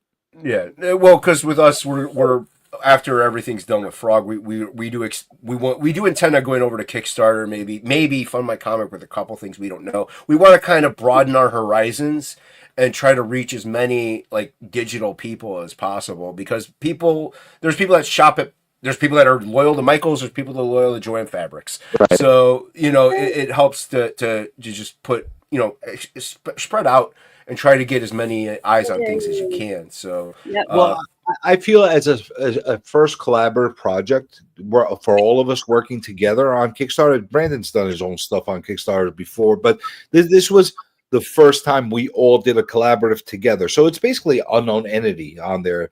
Split Vision Press is like, brand new to Kickstarter, even though all of us have our own accounts that we've been backing for a long time on there. I figured if we're going to have something that's a brand new entity that starts up, we might as well give it the best possible ability to succeed by putting it on the most known platform. yeah, you chose the right platform, I think, to launch on. Yeah, for sure. And also, you get more for you get more of a percentage back versus IGG. So, Yeah. Oh, is that true? Does Indiegogo take more of your percentage? I honestly can't answer that. I don't know. I heard that. I can't. Because I haven't done a Kickstarter. I don't know. I haven't looked into it. Once we come to it, yeah. Well, one thing that we really want to get to, especially with being independent, with everything, we want to have our own website and just do that. We want the whole goal for, at least for Ink and Me and what we're doing. We really want to get out of crowdfunding completely and just end up being pretty much a pre-order system to have that kind of a fan base that you're making comics for a living at that point. Direct sales. Direct sales. Yeah. That's the goal. The crowdfunding is a launching platform to get things started. Granted, it's not going to take 6 months, but after maybe 5, 10 years, 15 years, eventually we're hoping we're comic artists and publishers at that point. So how do you feel about Amazon? One thing I like about doing it the way we're doing it, and even that I fulfill everything, or Ink would fulfill it, so the quality control is there. With Amazon, there's no quality control. So with a print on demand or something like that, yeah, it's cool. You can, people can afford it. Shipping is different for their country. Maybe more access to people, a bigger, more eyes on things, but the quality control isn't there. And I don't know about you guys. I like having near mint comics. But they're also responsible though. Amazon's also responsible to replace it for them if they send it damaged. Yeah, but let's say they send it and the little corner has a slight dent to it just because of shipping. It's really not damaged at all, but it's now like a 9.4 instead of a 9.8. Amazon's not going to care. They don't give a crap. I do. So I can't count how many Frog books I went through, and it was like the spine is just slightly back. I'm like, nope, and I put it aside. Even though if I just let it lay flat for a little bit, it would be fine. Even shipping afterwards would be fine. I'm like, nope, go into the reader. It's a reader copy. If somebody wants a banged up copy, they get it. Now, by the time they get it now, it might be perfect. I don't know, but I want that quality to be there because you want people to buy the product again. Amazon is good as far as outreach goes, and you get more people, yes. So if it were like a trade paperback of like 500 pages, an omnibus, okay, fine. Print on You demand. you Maybe. hit it right on the head. That's exactly where my mind went with Amazon. I think that is where you need to distribute your trade paperbacks, your hardcovers, Mhm. your collective story. Put it all there in order just to get people aware of your product, and then Yep. they can go for the floppies directly to you or through Kickstarter Well, or wherever other Are you platform. talking about K-pop's comment? Like Amazon is best for trades or hardcovers. They're notorious for mailing them to people Yeah. mailers. I'm Well- with her 100%. Yeah. And that's what's great about stuff like you have the Shift where you get in now on the ground floor, you get the floppy, you get wherever but you guys are planning on having more of these. They're launching their own other series. At the end of that, you're going to have a lot of content based on what you have alone with this concept. You're going to have a lot of things to put together. So a 500 page is not out of the realm of a possibility very quickly. So that's good. So people want to back this now, though. You can get it on the ground floor and see where everything started, and also have that slight collectability to things like, what if this takes off completely and now this whole thing becomes its own little universe, and it's the next big thing. It's the next dark horse. You get in now on the ground level, and also the price point's fantastic, and you get a debut of some great artists, great story. So why not do it now? And then years from now, get the omnibus also. But then you have that collectability of that. Yeah, I got the thing. I think the bigger part of the collectability is be able to actually pick up some artists that are being showcased for the first time in some of these stories. So I love that whole idea.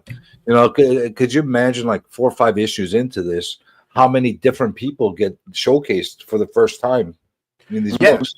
Well, it's kind of like Marvel Comics Presents or Darker Image or Dark Horse Presents. Like it's like that featured talent, like that groundbreaking thing, and like this is their first thing they've ever done, and so this is this is the foot in the door, and it's really cool to see it come to fruition too, because you guys are funded. So this thing is gonna be in your hands if you back it. Like you're gonna get it or donate or whatever Kickstarter does. Pledge.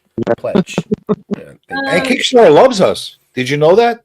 I heard. Tell us, CJ.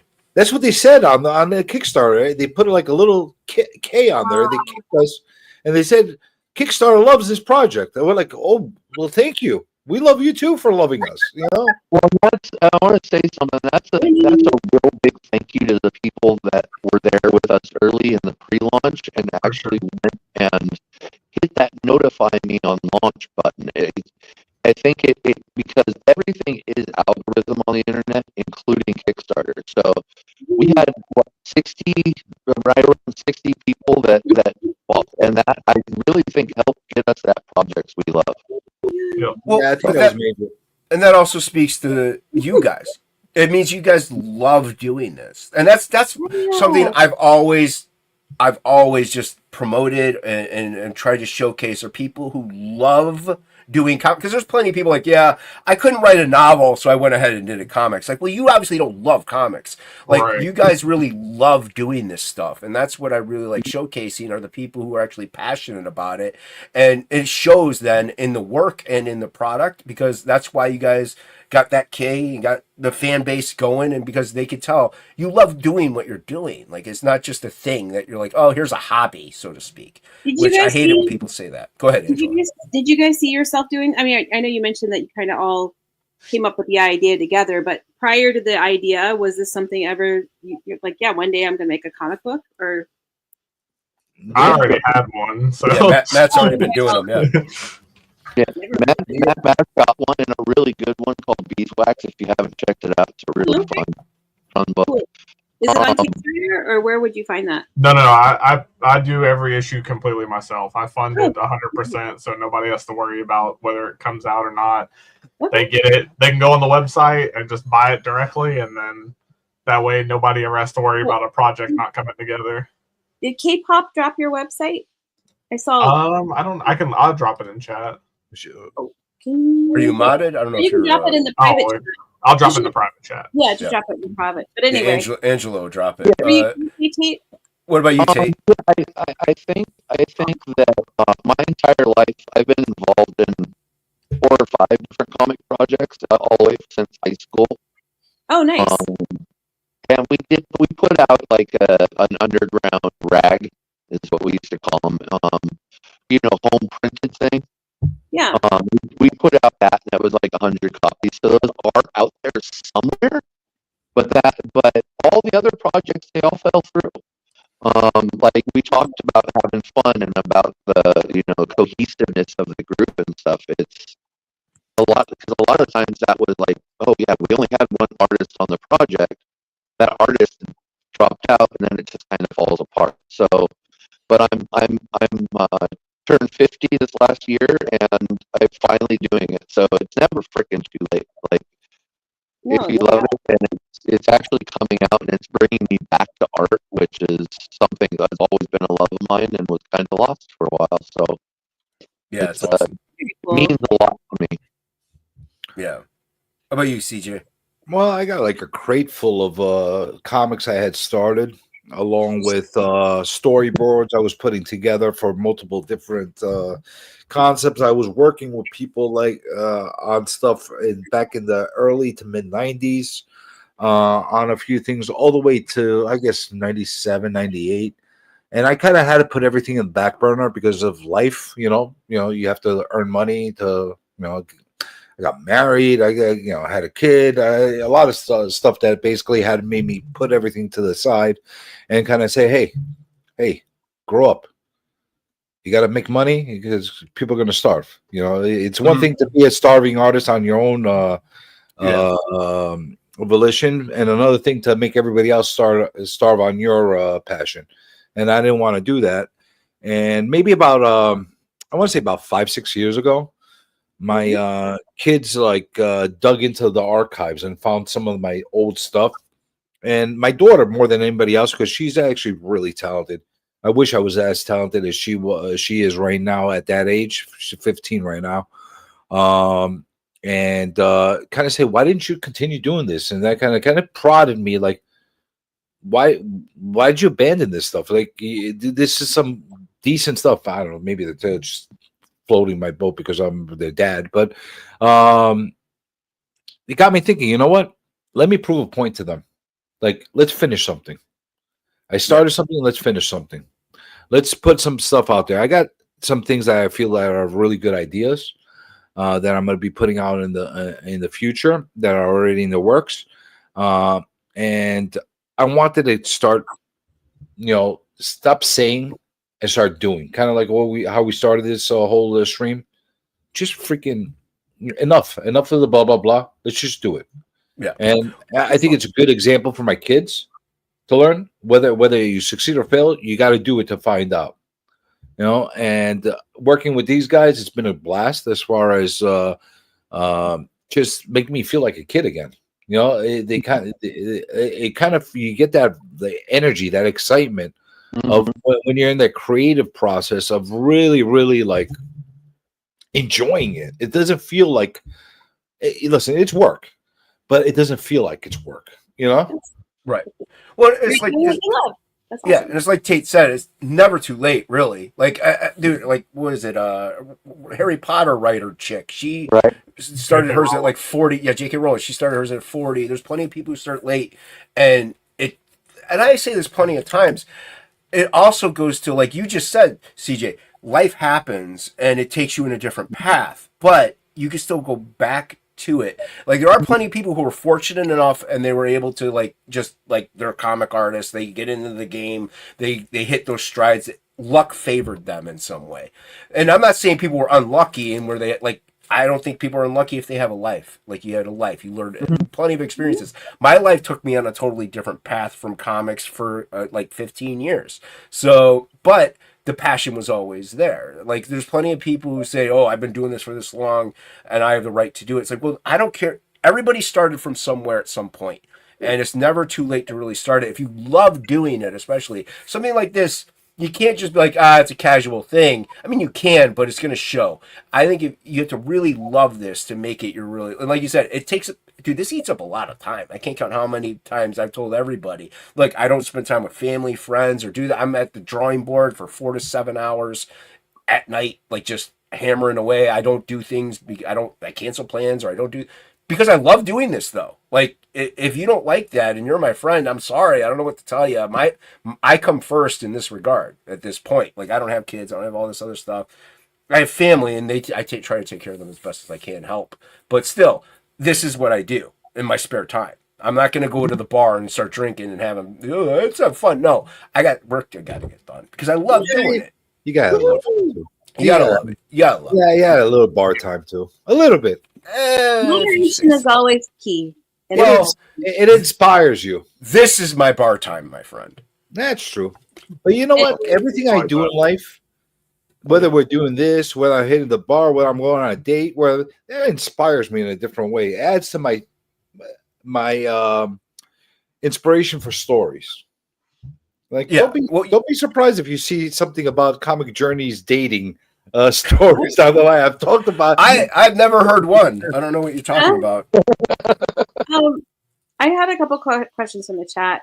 How dare they ask questions? Okay, I not guess go ahead. to talk of a hot dog cover, but I will go ahead and pass that because I know how you feel about it. But I can't wait for the K-pop variant of Absolute. Jay Ryan is asking, will the same writer write each script going forward, and will it be 4 artists each time? The same 4 artists? With the writer question, that will be determined shortly after the Kickstarter is completed and everything is into the printing process. We're going to decide along with him, like as far as having conversation, whether he can continue writing out the full arc, because we want whoever's writing it to like flesh it out completely, you know. So as long as Brandon gives us that commitment that he'll be able to do that, that'll probably be the case, but it's not yet 100% determined. And as far as the artists themselves on the 4 artists, no, every single ship project issue will have a different blend of artists. You know, you might have some of the same artists continue on, but there'll be other additions that are added into the mix. Some by addition, some by subtraction, and it's not going to be only set to 4 artists. 4 artists is the minimum of what we're putting in there as far as art people that are involved. It might be 5 artists on the next one. It might be 6 artists. It might be just 4 artists again. But you're going to always get a different blend going forward. Nice. For example, the person that continues with the transmission storyline, the solo storyline, you're probably not going to be able to handle 2 books simultaneously doing that. So that person, by subtraction, by doing that other, will probably not be on future issues until they're done with that arc. You know, so. Yeah. It's an evolving thing, you know. We'll fill in the gaps as far as where everybody's in there, and there will be some. The one thing that I'm really, really like excited about is we've gotten some like really recognizable names that have been really interested in what we've been doing and want to be involved in future issues. So that's gonna be nice to see somebody that like, holy crap, this guy's in this book out of nowhere. You know, like I didn't realize he wanted to do an indie book. Well, yeah, he did. It's pretty cool. Nice. You know? That's pretty cool. Yeah, I do like this idea. It's really, really fun. Bleaker wants to know: did you guys see that everyone hates the multiverse idea? Asking for a friend. I don't blame people for hating the multiverse idea. Yeah. You know? Well, the thing is, I think everybody's kind of like sick of it. Yeah. We're taking a very different spin on what we're doing. But there, like, it is different. There is the scientific theory that in real life, though, of the multiverse. Like, plenty of scientists are like, there is a multiverse. They will tell you, look, there's a So it's not like it's a thing that is unheard of completely and that is only in comic books. So has it gotten beaten to death a little bit? Yeah, but it's still, it's only beaten to death if you do it wrong.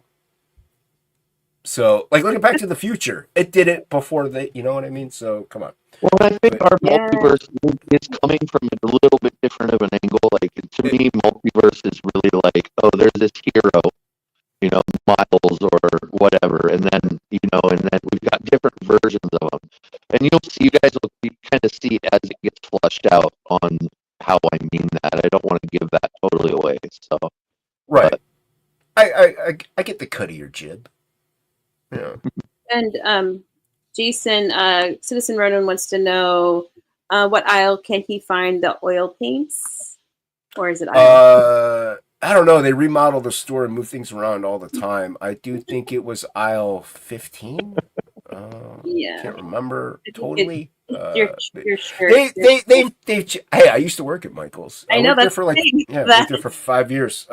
I've been tempted to wear this shirt into the store and just try to get the employee discount again, just because 30% is a good chunk of money. But what if you go to Michael's and you're wearing the shirt? Do they ask for ID too? I was gonna say. I don't think so. Why would they need ID? Am I going to show them a Michael's card? My luck is if I was at Michael's and I didn't know Jason, I would walk up to him and ask if he was wearing that shirt as a patron. I would ask him where the paints were. So. Nah, getting asked for where is this? I hated when people did that, but I'm that person too, though. So I'm like, hey, where is this? But I just also don't like people all that much. I don't even know why I do this. No, this is any more. Were there any more questions aside from Michael's questions? That's all I have. I have one last question. This is first off, everybody, please go pledge to the Shift. Great campaign. Link is pinned to the top of the chat in the description below. I love these guys. They're great people, great artists, and it's a great concept. And I love the book. I have one last. Angela, do you have any last questions? Because I have one last one. I've asked all my questions. You've asked all your questions. All right, we're gonna go around the room for my last question. Matt, if you could have any superpower, what would it be? Any superpower? Oh no. Except for like Dr. Manhattan, you can't pick that. Yeah, no omnipotent. No. I don't know. I struggle with this one a lot. I do this to myself frequently. I like I've made invisibility. I like invisibility. Invisibility's nice. I like that. I think it's got good unique uses. You can do a lot with invisibility. Yeah. You got to be creative with it, but that's right. There's ways to do it. Now, would your clothes turn invisible as well, or do you have to be buck naked? I wouldn't mind either way. I'll take right. Either option. A little chilly in the winter. Yeah. Tate, you superpower. Teleportation. Ooh, Nightcrawler. That's a good nice. one. That's a good one. Yeah. Nice. CJ. Plastic Man. For mine and her pleasure. Of course. Okay. Well, when you drink 13 Cokes, you're a very large person, so you want to make sure you have. Not her pleasure. Oh, my bad. The other her. I'd say congratulations for granting invisibility. Dude wants invisible to see ladies, and Jay wants to have it to watch Jason while he sleeps. Oh no, we're going hollow, man. Yeah, that's you guys are going all. I could just set up a 24-hour camera if you want to watch me sleep. But anyway, what you can see me toss and turn in bed and like punch the wall or something. Great show. Thank you guys for doing this. Really appreciate it. You're welcome. Yeah, anytime. Yeah, you're welcome. Yeah, welcome. this was fun. Glad you guys come on. Yeah, Angela, thank you for co-hosting and dealing with that chat. I know there's a lot of miscreants in there. And speaking of which, thank you to the chat. Really appreciate the mods. Dillard. Why do I gotta say hi to? Okay, Dillard fed me, so I gotta say hi to Dillard. What's up, Dillard? Good to see you. Grilled you meat. Anyway. Thank you to the chat and the mods. Appreciate you for dropping all those links. And then you hit this button, and then you hit the other button. Later, guys.